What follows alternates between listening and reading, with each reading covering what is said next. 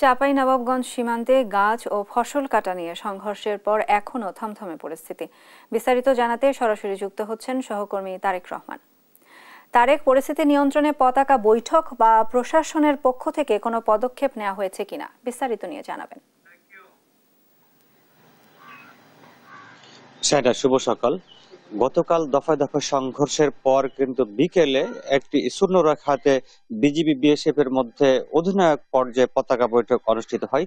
সে বৈঠক থেকে ভারতীয় সীমান্তরক্ষী বাহিনী যে হামলা চালাইছিল এবং তাদের নাগরিকরা, সে হামলার ঘটনা তারা দুঃখ প্রকাশ করে।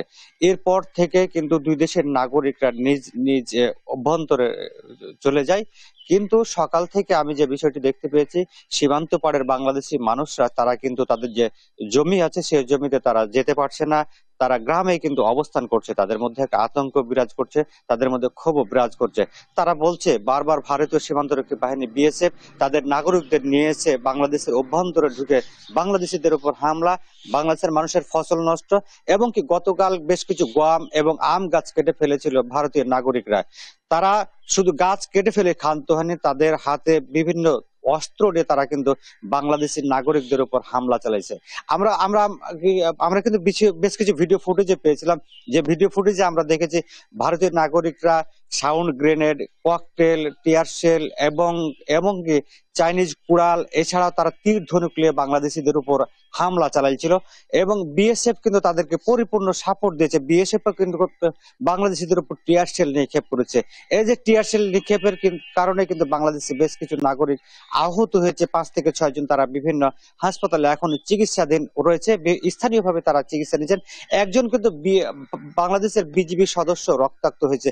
আমরা দেখেছি যখন বিজিবি সদস্য আহত হয়, বাংলাদেশের নারীরা কিন্তু আগে গেছেন, তার কিন্তু সেবা করেছেন, তাকে কিন্তু দ্রুত তার চিকিৎসার ব্যবস্থা নিয়েছেন। তবে বাংলাদেশে যারা সীমান্তের পাড়ের যারা বাসিন্দা আছে, তাদের মধ্যে এক ধরনের চাপা ক্ষোভ এবং আতঙ্ক বিরাজ করছে, যেহেতু তাদের ফসলি জমি আছে, তারা ফসলের মাঠে তারা নামতে পারছেন না। তারা আসলে নামলে কি আবার কিনা বিএসএফ এবং ভারতীয় নাগরিকরা আবার আগ্রাসন চালায় কিনা, সে নিয়ে কিনা তারা উদ্বেগ উৎকণ্ঠার মধ্যে কিন্তু দিন যাপন করছে। তারা কিন্তু এখন কিন্তু নিজ নিজ গ্রামে কিন্তু বাংলাদেশিরা অবস্থান করছে। তারা চিন্তা ভাবনা করছেন পরিবেশ পরিস্থিতি ভালো হলে তারা মাঠে নামবেন, ফসলের পরিচর্যা করবেন। তো সব মিলিয়ে বলতে পারি কি ভারতীয় বিএসএফ সদস্যরা কিন্তু ওপারে অবস্থান নিয়েছে, এপারে বাংলাদেশের বিজিবি সদস্যরা কিন্তু মোতায়েন রয়েছে এবং ওই পারে আমরা দেখেছি কি যে বেশ কিছু বিএসএফ এর অতিরিক্ত সদস্য মোতায়েন করা হয়েছে এবং বেশ কিছু গাড়িও আমরা দেখেছি। জি, এ ছিল শাইনা আমার কাছে চাঁপাইনবাবগঞ্জের সীমান্ত নিয়ে সর্বশেষ পরিস্থিতি। ধন্যবাদ তারেক। চাঁপাইনবাবগঞ্জ থেকে সেখানকার পরিস্থিতির বিস্তারিত নিয়ে জানাচ্ছিলেন আমাদের সহকর্মী তারেক রহমান।